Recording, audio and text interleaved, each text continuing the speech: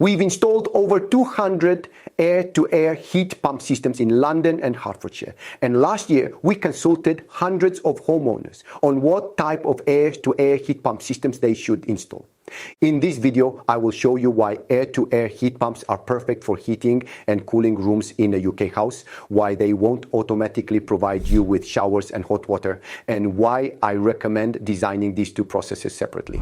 By the end, you'll know when two separate solutions make sense, why one combined system might be worth considering, and what questions to ask to avoid the false economy of a quote that looks too good to be true. Section 1. Air-to-air heat pumps are not for hot water by themselves. What is an air-to-air heat pump?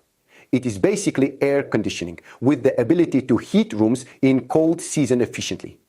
During summer, it absorbs heat from the room and produces cooling. During winter, it transfers heat inside and warms up the rooms. Thus, air-to-air is great for whole house heating and cooling using electricity. The crucial limitation is very simple. The air-to-air solution heats air, not water by themselves. Yes, it will warm up the bedroom, heat the loft and cool the living room down.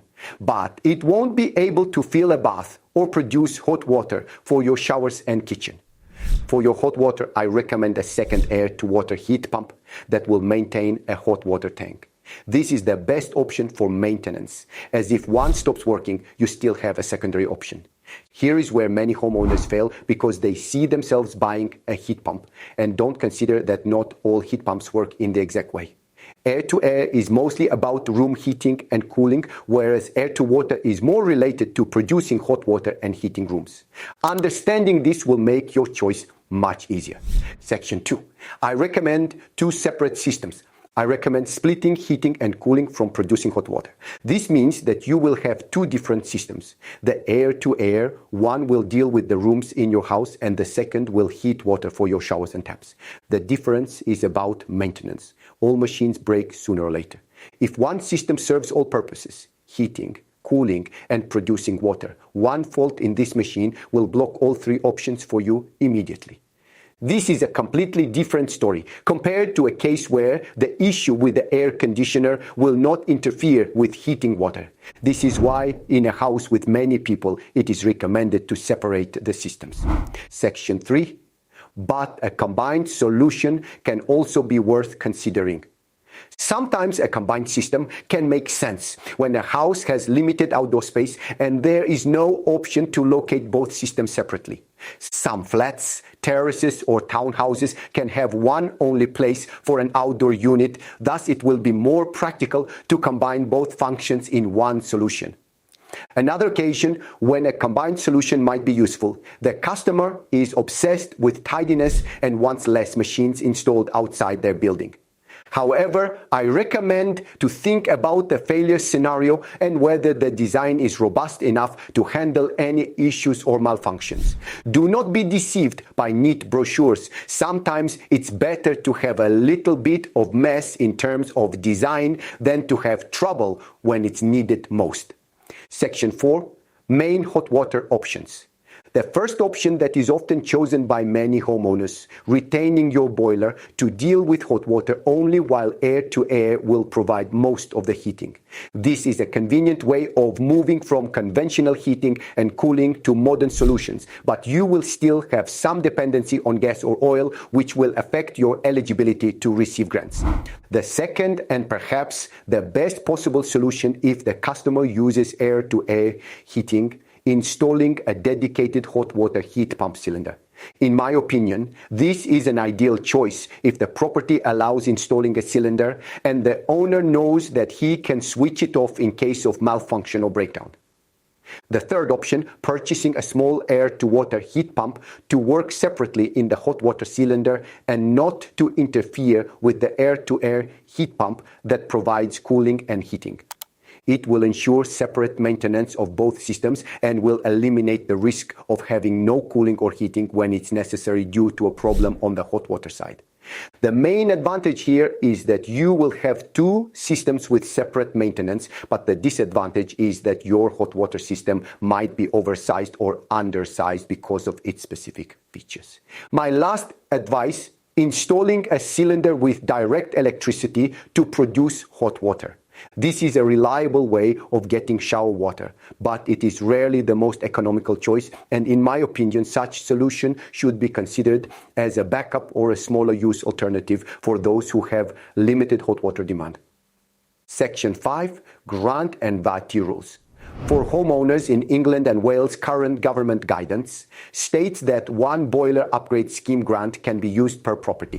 £2,500 towards air-to-air heat pumps, £7,500 towards air source and air-to-water heat pumps, £7,500 towards ground source heat pumps, and £5,000 towards biomass boilers. Ofgem says that it's necessary to use the system to replace the existing fossil fuel heating system in order to be eligible to receive a grant, and the heat pump has to satisfy both space heating and hot water needs of a building with non-fossil fueled auxiliary devices. This is why, in my opinion, it is worth to check the grant position before buying a hot water cylinder that might not be eligible under the grant scheme because it works as a hybrid device.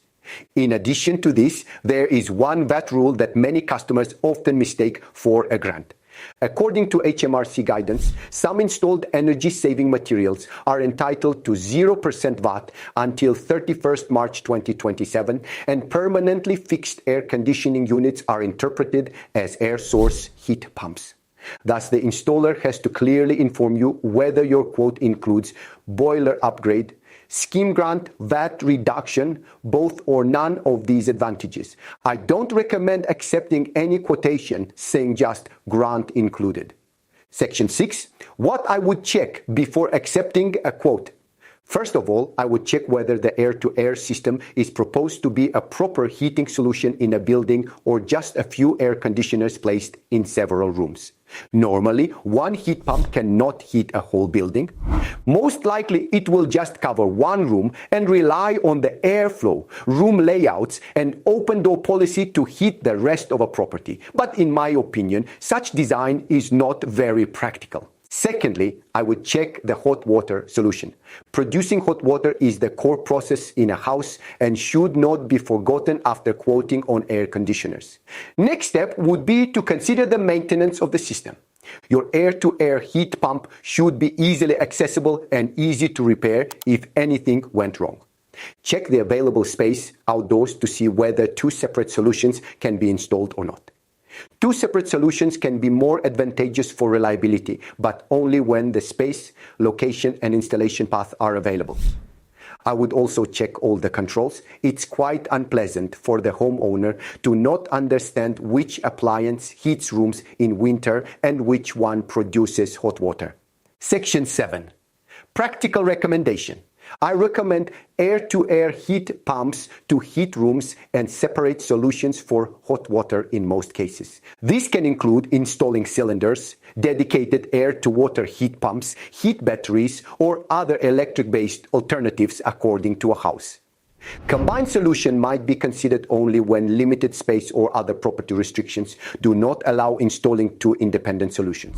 In addition, I strongly recommend designing your hot water process first because it affects heating significantly. So tap the link in the description below if you want to book a high-quality air conditioning quote in your house.